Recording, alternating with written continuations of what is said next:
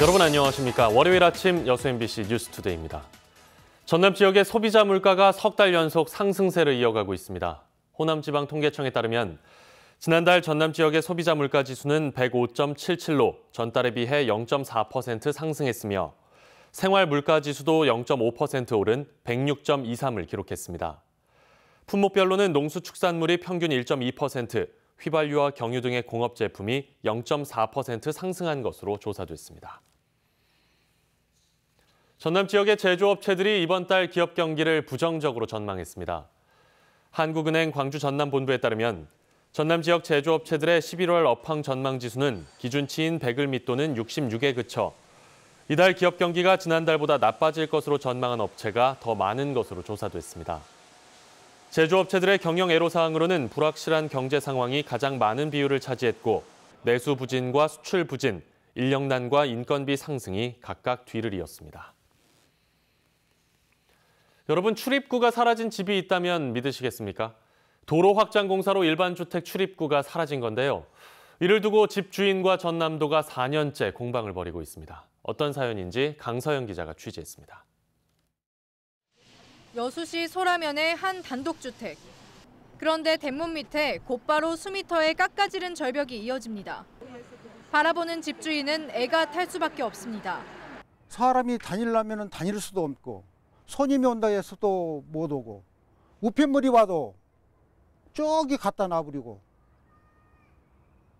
생활 자체가 처치 안 되고 생활 자체가 진짜 안 됐어요. 원래는 긴 계단으로 도로와 이어져 있던 김 씨의 집. 소라면 일대에 도로 확장 공사가 계획됐고 김 씨 집에 계단만 도로 부지로 편입되면서 문제가 시작됐습니다.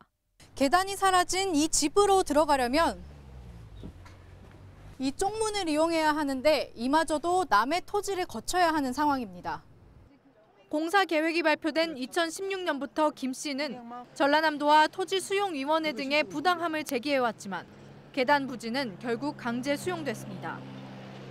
김 씨는 계단이 사라지면서 주택으로서의 기능을 크게 잃었을 뿐만 아니라 해당 토지가 도로와 접한 곳이 없는 맹지가 돼버리면서 가치도 크게 떨어졌다고 주장합니다.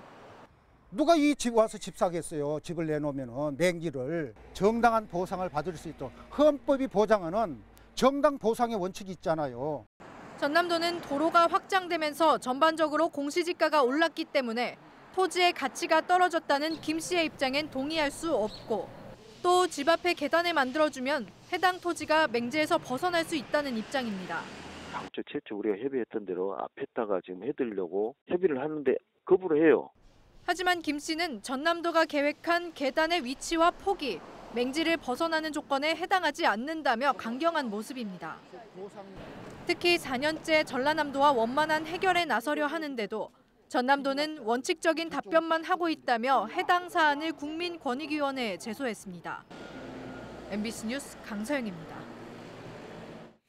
여수 산단에서 발생했던 대기 오염물질 배출량 조작 행위에 대해 처벌을 대폭 강화하는 규정이 법제화됐습니다. 국회는 지난달 31일 본회의에서 사업자가 오염물질 기록을 보존하지 않거나 거짓 기록하면 5년 이하의 징역 또는 5천만 원 이하의 벌금에 처하도록 하는 안을 골자로 하는 대기환경보전법 개정안을 통과시켰습니다.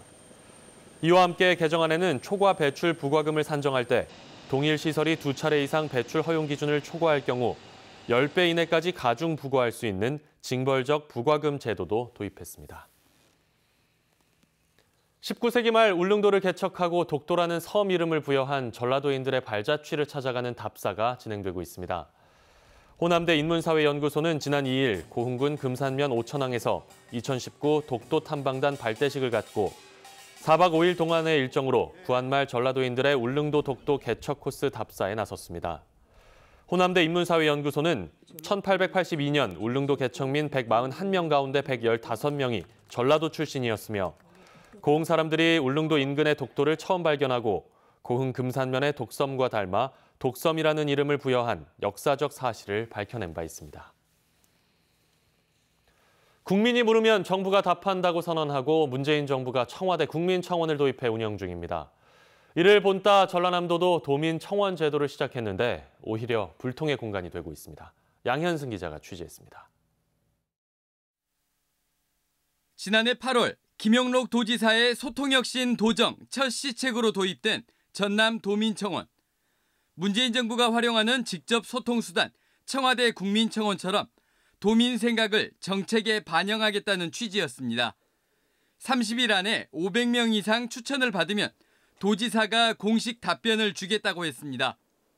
15달 동안 모두 46개 청원, 월 평균 4건가량에 머물렀습니다. 고령화가 우리 전남이 다른 지역에 비해서 고령화 때문인 것 같기도 하고요. 그래서 저희들도 이제 그 부분은 최대한 홍보를 강화해서 많은 도민들이 참여할 수 있도록 이렇게 하겠습니다.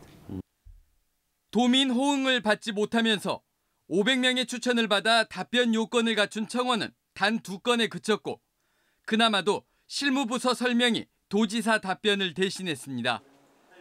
나머지 44개 청원은 가타부타 아무런 답변도 없이 메아리 없는 외침에 그쳤습니다.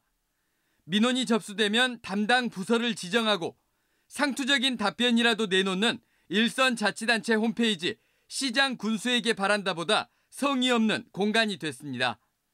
사정이 이런데도 전라남도는 1억 5천만 원을 들여 인터넷 사이트를 새로 만들고 소통인 전남이라 이름 붙여 도민청원까지 통합했습니다. 이번에는 공감 100명, 토론 1000명을 기준으로 도민들의 생각을 정책으로 발전시키겠다는 게 전라남도의 설명이지만 취지를 얼마만큼 살릴 수 있을지는 미지수입니다. MBC 뉴스 양현승입니다. 일제강점기 가장 큰 항일운동 가운데 하나였던 학생 독립운동. 5만 명이 넘는 학생들이 참여했지만 서운을 받은 사람은 290명에 불과합니다. 사회주의 활동 전력을 이유로 예우를 못 받거나 정부의 자료 조사가 제대로 이루어지지 않았기 때문인데요. 국가 차원의 적극적인 조사가 필요한 이유입니다. 송정근 기자입니다. 광주 학생 독립운동으로 서운을 받은 사람은 지금까지 290여 명입니다. 이마저도 지난해 국가보훈처가 항일 학생운동 참여학교 학적부를 전수조사하면서 75명이 늘어난 수치입니다. 학생 독립운동 당시 320개 학교에서 5만 4천여 명의 학생들이 참여했지만 많은 사람들이 독립유공자로 인정받지 못하고 있습니다. 사회주의 활동을 했다는 낙인 때문에 서운되지 못하고 있는 학생 투사들이 많고 정부 또한 자료조사에 미온적인 반응을 보여왔기 때문입니다. 현재 320개 학교가 참여를 했다고 하는데 그 320개 학교에 어떤 인물이 무슨 일을 했는가 안 나와 있어요. 그러니까 이런 것도 조사를 해야 합니다. 이런 상황에서 국가보훈처는 지난해 좌파 사회주의 계열의 독립운동가에게도 독립유공자 포상을 실시하겠다는 계획을 밝혔습니다. 광복 이후 사회주의 활동에 참여한 인사도 북한 정권 수립에 기여하지 않은 경우에는 독립유공자로 선정하겠다는 겁니다.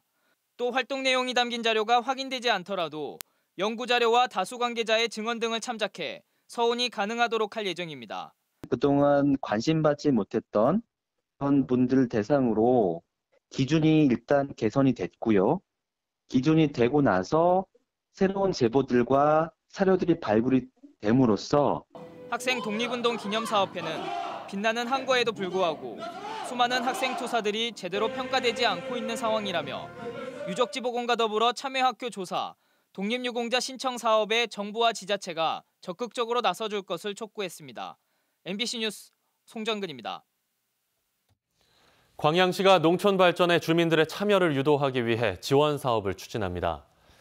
광양시는 지역 내 7곳의 농촌 마을을 대상으로 전문가와 주민들이 함께 마을 발전 계획을 세울 수 있도록 농촌 현장 포럼을 운영해 이후 마을별 발표회와 평가 등을 거쳐 순위에 따라 지원을 실시한다고 밝혔습니다. 지원 사업 분야는 문화, 복지 등 5억 원 이하의 단위 사업들로 주민 역량 강화와 공동체 회복에 도움이 될 것으로 기대됩니다. 순천시가 도시재생 사업의 하나로 장천동 맛거리 조성 프로젝트를 실시합니다. 순천시는 장천동 도시재생 뉴딜 사업의 하나로 사업구역 내 음식업소의 맛과 서비스를 개선해 경쟁력을 강화하는 목미락 프로젝트를 진행합니다. 미세먼지 농도도 5마이크로그램으로 공기 자체가 말끔합니다. 내일까지 이틀간은 이처럼 대기질이 양호해서 마음 놓고 환기하셔도 될 텐데요. 주 중반부터는 또다시 먼지가 유입될 가능성이 있습니다. 이번 주는 갈수록 공기가 더욱더 차가워지겠습니다. 주 후반에는 절기 입동을 맞이하면서 서울의 아침 기온이 3도까지 뚝 떨어지면서 급격히 추워지겠고요. 또 주말과 휴일에는 중부지방을 중심으로 비 예보가 있어서 염두에 두셔야겠습니다. 현재 위성 영상을 보시면 동해안과 영남 내륙을 중심으로 구름이 끼어 있고요. 제주도는 차츰 비구름이 다가오겠습니다. 밤까지 최고 20mm가량의 비가 내리겠고요. 또 남해안을 중심으로도 빗방울이 떨어질 수 있겠습니다. 동해상에 내려졌던 풍랑주의보는 모두 해제가 됐지만 물결이 최고 3m까지 높게 일겠고요. 내륙은 대체로 맑은 하늘이 드러나겠습니다. 현재 기온 보겠습니다. 서울이 9.2도, 대구 12.6도로 어제 같은 시각보다 약간씩 낮게 출발을 하고 있고요. 한낮 기온은 서울과 광주, 대구가 19도, 포항이 17도로 어제보다 3도가량 낮겠습니다. 옷차림 잘 하셔야겠습니다. 날씨였습니다.